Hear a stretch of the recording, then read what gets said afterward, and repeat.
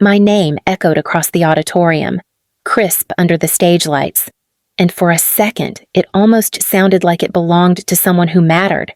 I stepped forward, the hem of my gown brushing the polished floor, and looked toward the row marked with my family's name. 8 seats, all empty. The usher beside them shifted awkwardly as if he expected anyone to show up at the last minute. They didn't. They were never coming. I felt the absence before I felt the hurt, a hollow pressure at the center of my chest, steady and familiar. Behind me, another student crossed the stage and her mother screamed her name like a victory cry.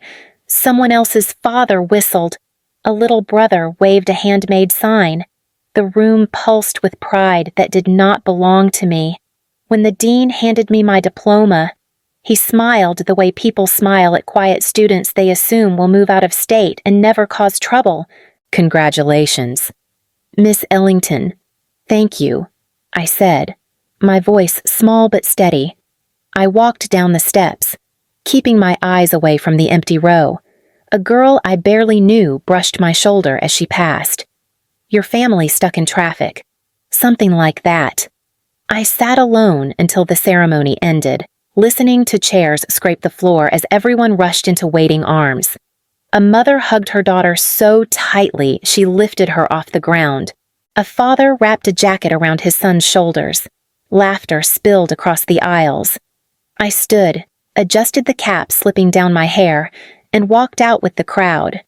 No one stopped me. No one called my name again. Outside, the air smelled like spring rain and street pretzels from the vendor who always parked near the gates.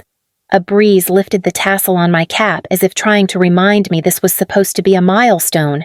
It didn't feel like one.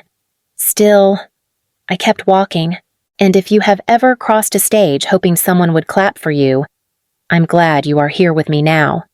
Listening helps the quiet feel a little less sharp.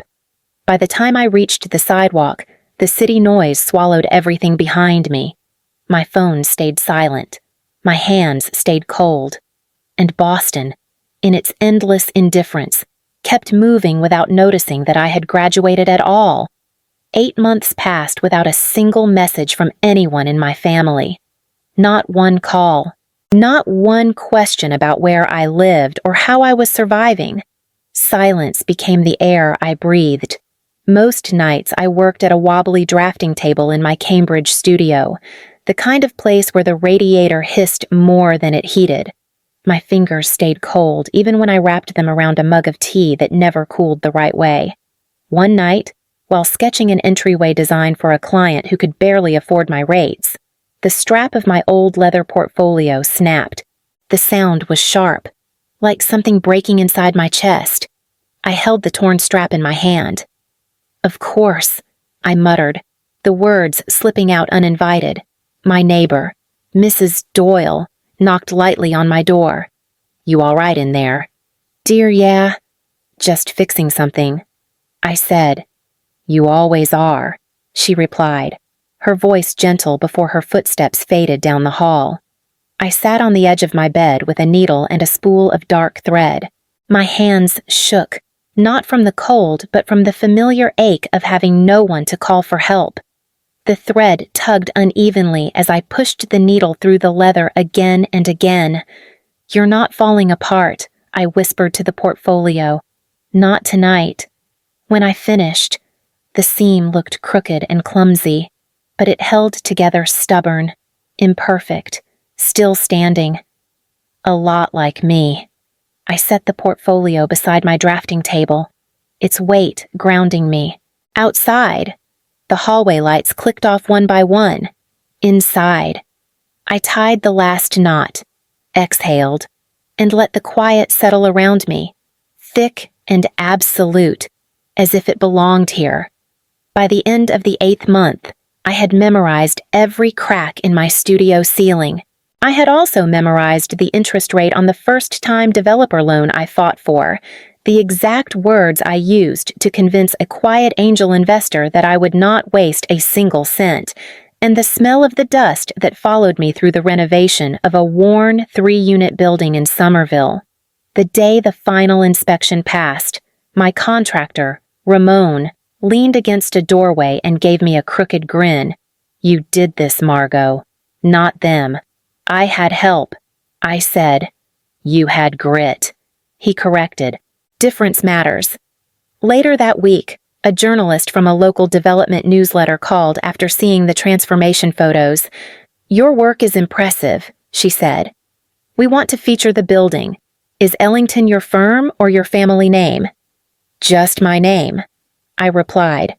"No partners, no family backing." "No." I paused. "Just me."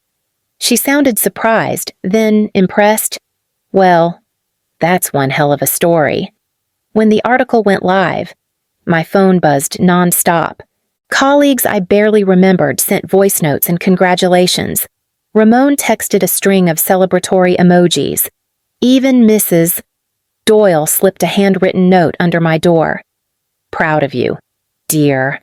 But the name I never expected to see lit up my screen just after sunset. Frederick Ellington. The message was short. Family dinner. 7 o'clock. Important discussion. No congratulations. No acknowledgement. No warmth. A few seconds later, another message arrived. "Do not be late." I stared at the screen until it dimmed, my pulse steady in a way it had never been around my father. The timing was too precise to be a coincidence. They had read the article. They had seen the photos.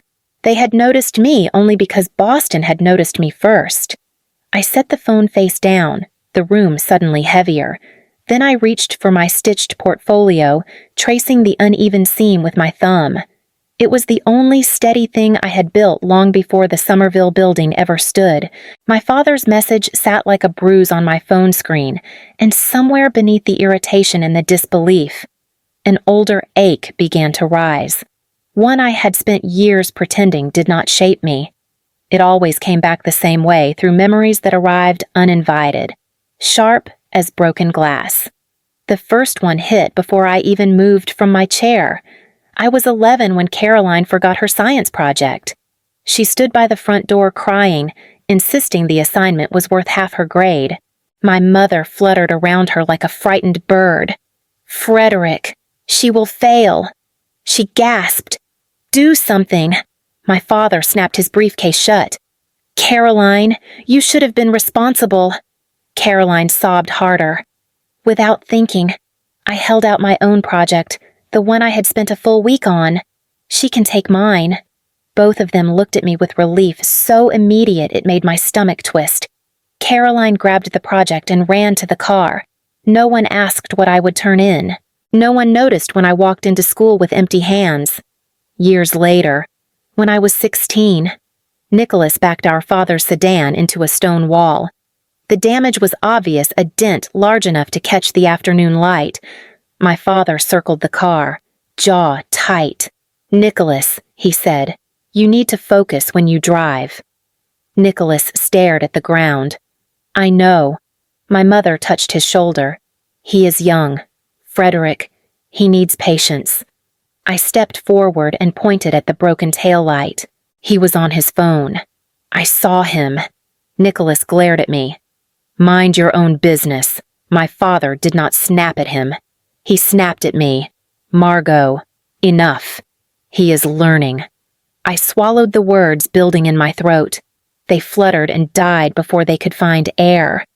The smallest memory arrived last, but it burned the longest. My 17th birthday. I spent the afternoon baking a chocolate cake because it was my mother's favorite. I wanted her to be proud of me. When Caroline swept through the door late, carrying a box of grocery store cookies, my mother kissed her cheek. "You always think of the sweetest things," she said. I stood at the kitchen counter, gripping the cake server. No one commented on the cake I made. No one cut it. Caroline opened the cookie box, smiling like she had done something worth celebration. "These are the brand Dad likes." My father nodded, already reaching for one. Good thinking. Caroline. No one looked my way. Back in my studio, I pressed my palms against my thighs, grounding myself in the present. The article, the building, the stitched portfolio, None of it erased what came before, but it explained something I had never admitted aloud. Being forgotten was not an accident in my family, it was a tradition. I stared at my father's message until the screen dimmed again. Family dinner. 7 o'clock. Important discussion. It looked like an order, not an invitation. The second message, "Do not be late," confirmed it. I turned the phone face down and whispered to the empty room. "Of course. Now you remember me." The portfolio sat on the corner of my drafting table, the uneven seam catching the faint light. I picked it up, feeling the familiar weight settle into my hands. It was heavier tonight, as if it understood what was coming. I headed to my tiny office instead of home. The building was quiet on Saturdays, only the hum of the elevator and a distant clatter of pipes somewhere in the walls. My footsteps echoed on the linoleum floor. Inside my office, the first thing I did was place the portfolio on my desk. My laptop breathed to life with a soft whir. I opened the acquisition file for the Cambridge corner block the one property developers whispered about because of the new tech expansion set to break ground next year. Ramon had warned me months ago. "If you buy this one, Margot, you will have something they cannot ignore." At the time, I laughed. "They ignore everything." "Not this," he said. "Power changes attention." I scrolled through the documents, now the signed agreement, the valuation, the long list of inspections we had survived. The total price, $1,940,000, still made my throat tighten when I read it. Not from fear anymore, but from the enormity of what I had pulled off. My phone vibrated again. A message from Caroline this time. "Bring your project notes to dinner. Dad says it will help the discussion." That was all she wrote. No greeting, no congratulations. I closed the laptop gently. The decision was already made. If they wanted an important discussion, I would bring something far more powerful than notes. I would bring the truth they had never prepared for. I left the office just after sunset, the stitched portfolio tucked under my arm. The air outside carried a late spring chill, sharp enough to make me pull my jacket closer. My car waited beneath a flickering street lamp, the same one that buzzed every night like it was struggling to stay alive. I slid into the driver's seat and rested the portfolio on the passenger side. "Stay together," I murmured, touching the seam. "Just a little longer." The engine hummed low as I pulled onto the road. Cambridge blurred past in soft streaks of light, and I kept my eyes forward until the first corner forced me to remember. I drove by the private school Caroline and I both attended. She always had someone waiting for her, my father's assistant, my mother's driver, sometimes even both. I had a bus pass and a list of after-school errands disguised as helping the family. A block later, I passed the old ballet studio where I spent hours stretching tendons until they ached. Caroline quit after 2 lessons. She claimed the uniforms were unflattering, but my parents kept me enrolled for 6 more years because discipline looks good on a resume. I could still hear my mother saying it. At a red light, my phone buzzed in the console. I glanced down. A message from Nicholas. "Dad says wear something professional. This is a serious opportunity." I whispered the words back to myself, letting them land where they wanted. A serious opportunity. The light changed, and I turned toward Beacon Hill, my hands tightening on the wheel. As I passed the cafe where my mother once told me, "You're strong, Margot. You don't need celebrating the way your siblings do." Something inside me shifted, not anger, not grief, something colder. Traffic slowed near the river. I rolled the window down an inch. A gust slipped in, brushing the side of my face. "You were never invisible," I whispered. "You were convenient," saying it did not heal anything, but it made the next breath steadier. I glanced at the portfolio again, the uneven stitches holding firm. The corner block acquisition sat inside it, my leverage, my armor, my first real claim to a life that did not orbit anyone else. By the time the Ellington brownstone came into view, the river wind had dried every trace of doubt clinging to my ribs. I parked at the edge of the block and shut off the engine. The car fell silent. I reached for the portfolio. Let's finish this, I said, and stepped out into the waiting night. The Ellington brownstone glowed like it always had, warm and polished, as if the house were trying to apologize for the people inside it. I climbed the front steps with the stitched portfolio tucked under my arm. Before I could knock, the door opened. My father filled the doorway, posture sharp, shoulders squared like he was greeting a business associate. "You are on time," Frederick Ellington said. Good. No hug. No welcome. Just approval of punctuality. Inside, the dining room was already set. Caroline sat near the head of the table, swirling a glass of white wine like she was posing for a magazine spread. Nicholas leaned back in his chair, tapping the table rhythmically, too casual for the tension in the air. My mother adjusted silverware with trembling fingers. Caroline raised one eyebrow. "You did dress up." "Good. Dad wanted this to look professional." "I came as myself," I replied. Nicholas snorted. "Come on, Margot." No need to be defensive. My father took his seat at the head of the table. "Let us begin." My mother forced a soft smile. "We are glad you are here, sweetheart," I answered with silence. She looked away first. Frederick folded his hands. "There is an opportunity on the horizon, a warehouse district redevelopment near the Cambridge Tech expansion." Caroline leaned forward. "It is going to change the landscape. Everyone wants in," Nicholas added. "And Dad thinks you could benefit from starting your career in a real partnership."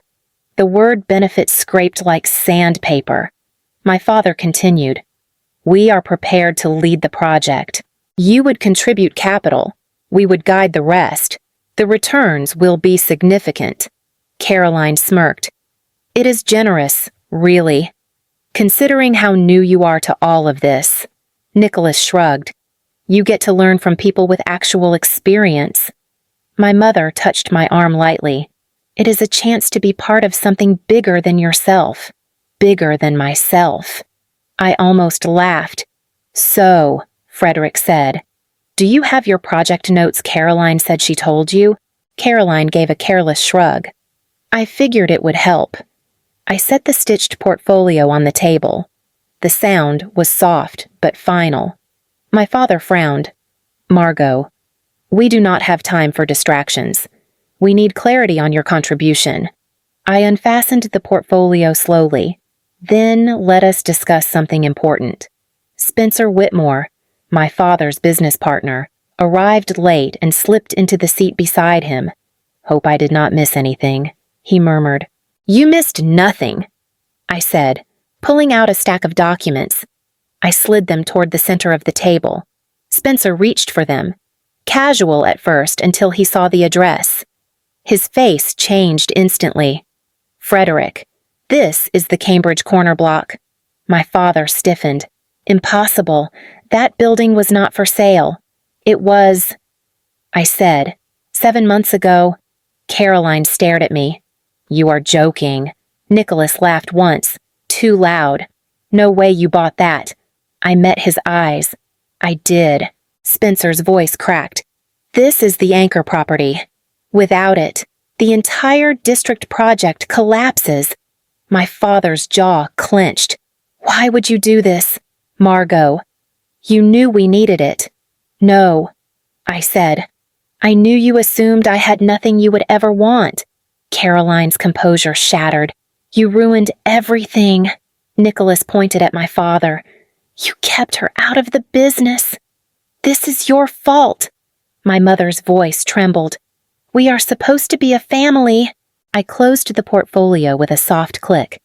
A family shows up. No one spoke. No one breathed. The silence that spread across the table felt heavy enough to bend the silverware. I stood, adjusting my blazer. "Dinner is yours. The future is mine." I stepped back from the table, but no one moved. The air felt thick, held taut by the truth lying between the plates and untouched glasses. Caroline was the first to break. "You blindsided us," she snapped, her voice rising. "You sit there acting holier than thou while we scramble to fix everything you destroyed." I kept my hands steady at my sides. I destroyed nothing. Nicholas slammed his palm against the table. You knew this project was our chance to get back on our feet. Dad has been counting on it for months. My father's shoulders tightened. Nicholas. No! Nicholas shot back, pointing at him. You said this deal would fix the family finances. You said it would put us back where we belonged. My mother pressed her fingers to her temple. Nicholas, stop, please. Spencer leaned toward my father, voice low but frantic. Frederick, without that corner block, we cannot secure permits. Investors will pull out. The timeline shatters. My father tried to regain control. Margot, if you want to be included, I do not want to be included. I said quietly. I want to be respected. Caroline let out a sharp laugh. Respect. You think buying one building makes you better than us. It makes me independent. My mother's eyes glistened. We never meant to hurt you. You did not mean to notice me. I corrected, keeping my voice even. My father stood abruptly, pushing his chair back. Margot, we can negotiate. Sell us the property for a fair price. We will rebuild trust. No, I said. Caroline's voice cracked. Why not? Because trust is not something you rebuild only when you need it. And you only came to me when Boston did. For a moment, the room fell into a stunned silence, the kind that reveals more truth than any argument. My father lowered his voice. You are turning your back on your family. You turned your back first, I replied. Tonight. I am just choosing to stop pretending otherwise. Nicholas shoved away from the table and stormed toward the hallway, muttering curses. Caroline stared at the wall as if something there might explain how the ground had shifted beneath her heels. My mother whispered my name, but her voice sounded like it was reaching through fog. I am leaving, I said, picking up my portfolio. The uneven seam caught the candlelight again. Steady and unbroken. Spencer called after me. Margot, think about the consequences. I paused at the doorway. I have, for years. I walked out before any of them could say another word. Behind me, voices rose, blaming, arguing, unraveling in real time. The Ellington image, polished for so long, was cracking open at its center. I did not look back. The night air outside the brownstone felt colder than it had on my drive over, but it steadied me. I walked down the steps without rushing, each breath loosening the tension that had wrapped around my ribs for years. At the curb, my phone buzzed, a message from my mother. We did not know how to make things right. Please do not give up on us. I read it once. Then I turned the screen off and slipped the phone into my pocket. Not deleting it felt like enough of a response. I drove back toward Cambridge, passing the dark river and the glow of streetlights stretched along the shore. The city moved with its usual indifference, but tonight that felt like a kindness. No expectations, no conditions, just motion. When I reached my loft, I carried the stitched portfolio inside and placed it on the kitchen island. The uneven seam ran across the leather like a quiet scar. I touched it with the pad of my finger. You held, I whispered.